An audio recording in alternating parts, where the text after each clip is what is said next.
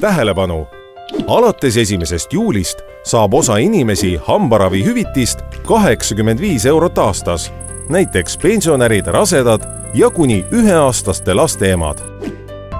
Hambaravihüvitis kehtib esmavajalikele hambaraviteenustele.